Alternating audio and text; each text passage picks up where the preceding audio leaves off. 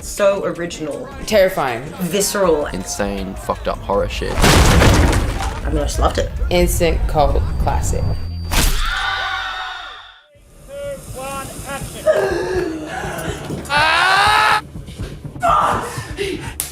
I have had nightmares almost every night shooting this film. You hold the hand. I'm just gonna hold it. I'm just gonna like act out of possession. You sit down and you get strapped up in a belt. Light the candle to open the door. And once the candle's lit, that opens the door to the spirit world. The person will shake the hand. And you say, talk to me. Someone appears and You're holding hands with a dead spirit. and then you say, I let you in. That's when the spirit like enters your body and takes control of you. Your mind and all your memories and all your faculties. It's like a drug. Don't do too much of it. You gotta know when to stop. After 90 seconds, you have to rip it off them, otherwise the spirit wants to stay. Hey, I'm Danny Filippo, this is my clone Michael Filippo, and we directed the film Talk to Me. Danny and Michael are really like such incredible directors. I thought they'd be really fun to work with. I had no idea what they'd done before, except that I was told that they had a YouTube channel. Obviously, like, they've got a unique background with YouTube and everything. Growing up in Adelaide, they're like huge here. We were like shooting at a school and these kids were like losing their minds over them. Me and my brothers were super into their videos. A lot of them became like sensations in our household. And then when I got the script and everything and I saw it was Raka Raka, I was like, wow, no way.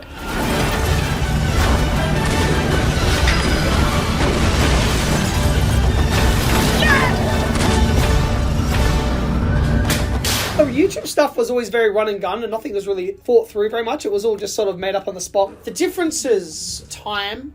It's a lot slower on a film.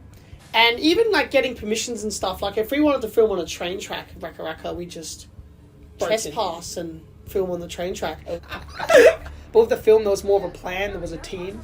Everything was thought out. Every single shot, every single line, like everything was like analysed properly. But we still adopted the same energy that we have on our Raka Raka videos. We're gonna pick a number between 1 and 10. 1, 2, 3, 10. 6. Okay, fuck it. One of the most important things as a director is your energy, because you're really driving the whole thing. And they create such an incredible environment on set for creativity to flourish. At times they like come up with ideas in the moment and like feel inspired in the moment and are so willing to just try things out. I find it fascinating how they work. They're kind of their focus is so razor sharp. Their energy is insane. Exploring stuff and throwing curveballs at you. At first, I was like, this is different, man. Like I just hadn't kind of experienced anything like it. It's contagious. I called one of my boys up and he was like, bro, what are the Raka Raka boys like?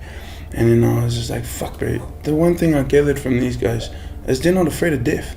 They're not afraid of death, man. And he was like, yeah, well, fuck. That's exactly the kind of guys you want to be making movies with, for us. Underneath all the crazy shit and, all the jokes and stuff, these guys are artists. We learned that things take time, lots of time. And time is something we don't have. And we learned that, whoa, time goes real quick. And we learned that next film we want more time. We need double, we need 10. We need 12 weeks. 12 would be good. We learned we want 12 weeks. That's Danny and Michael in their filmmaking. These neighbour kids that we watched grow up, one of them was experimenting with drugs, and they were having a really negative reaction to the drug, and they were on the floor convulsing, and everyone was filming him on the floor and laughing at him. And I found the footage quite striking and horrifying at the same time, and that was the first nugget of inspiration for what became Talk to Me.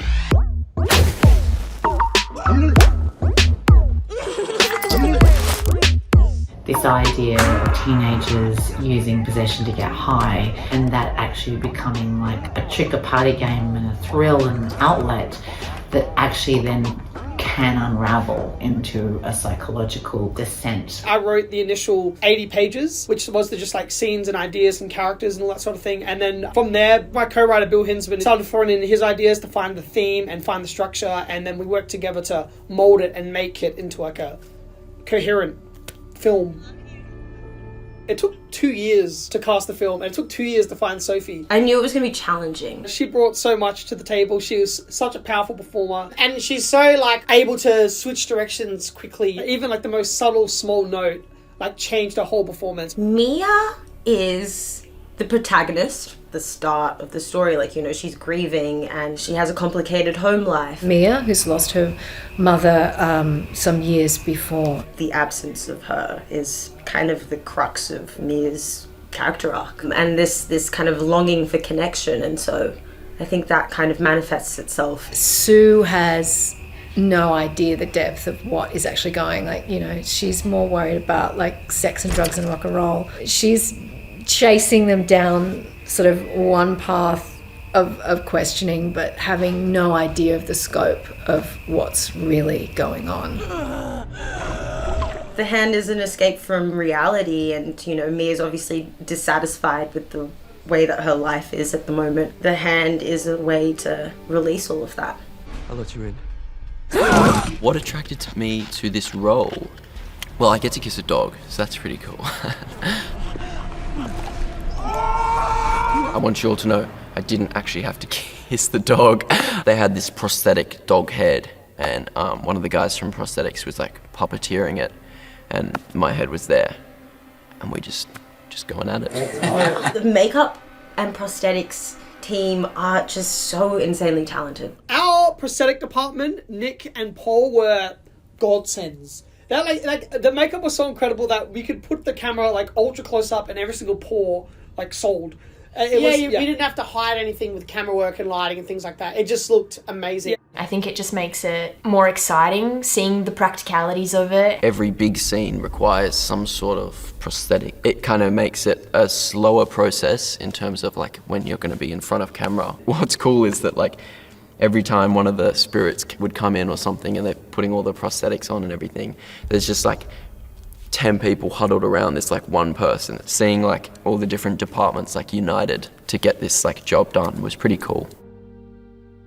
What like struck me when I first read it was how like relevant it felt. It just felt very real, and I could really see that here in Australia. Even like the way Danny kind of writes the vernacular and slang of like Australian teenagers. It was really important to Danny and Michael that the cast did feel very real. It's just accurate. Like, this is what Australia looks like. I think it's great that Australia has ventured more into these genre movies. It's great for Australian audiences to see characters that they recognise and places that they know.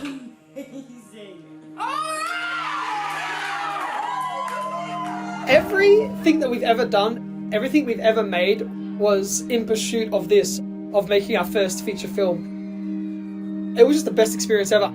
I loved every second of it. I felt like I was dreaming, and I cannot wait to another movie. And cut, we got it!